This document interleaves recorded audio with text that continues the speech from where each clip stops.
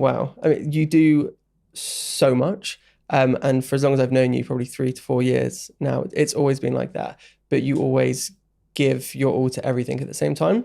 I've never seen you do something half-heartedly. So how do you find the time to do it? What is your method, your productivity kind of approach? Has it been 3 or 4 years already, Joe? Must have been. Jeez, time passes quickly. You're such an exciting fellow to spend time with.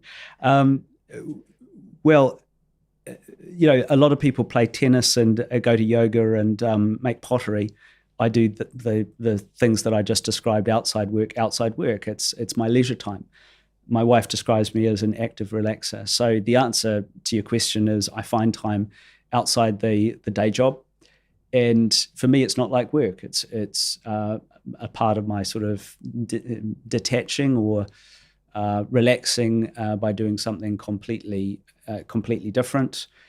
The weekends occasionally can be busy, but busy again.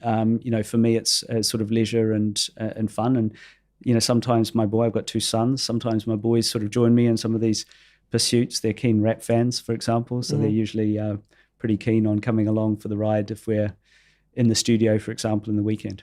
Yeah. On a nitty gritty level, like on a daily basis, are you really rigid with your time and what you allocate your time to? Militarily so. Okay. So my life is highly scheduled.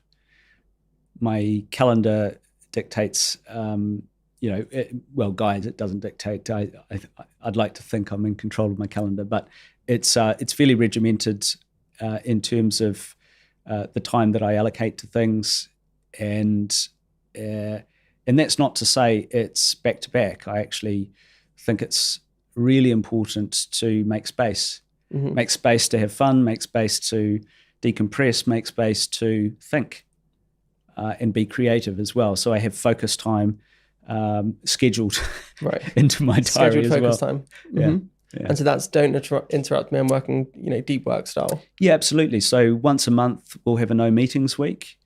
It's not literally no meetings, but we track everything at Google. So we have data. I can get a readout on exactly the number of hours I'm doing in a meeting, doing in meetings that week. Right.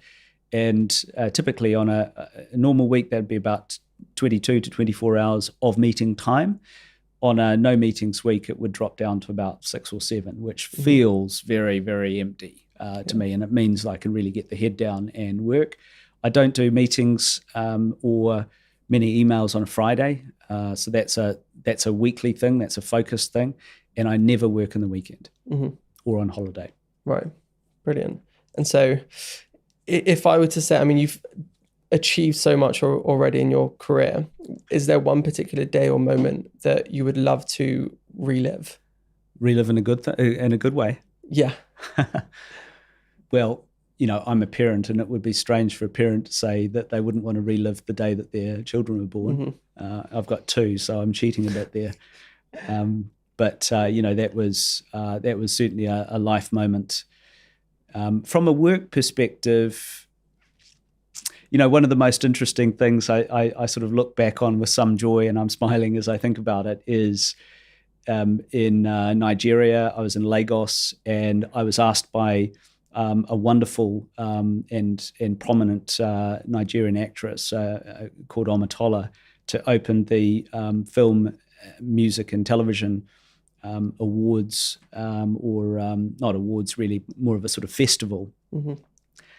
And Nollywood's huge, right? As they call it, Nigerian Hollywood. Nollywood produces the second highest number of films behind Bollywood, ahead of Hollywood. So it's a prolific creative hub.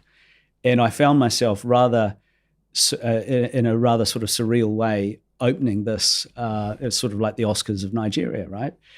And on the stage, doing their sort of opening keynote, and I was speaking mostly about YouTube and the role that YouTube has in sort of surfacing talent from very different sort of areas. And it was just after Ed Sheeran and Burna Boy and Stormzy had put out their single "Own It," and I said, "Can you play that?" And they played it, and it was sort of thumping, and the auditorium was full of the good and the great of the Nigerian film and music and TV industry. And it kind of just kept going. I was thinking, okay, so I'm like standing there on the stage on my own in front of this rather foreign audience, certainly foreign to me, thinking, what do I do now? So I just started dancing. And everyone literally in the auditorium got up and did the same thing. And that's what's just wonderful about West Africa and Nigeria in particular. It's such a fun place, and with great people, and who are sort of full of the joy of life. And that was wonderful.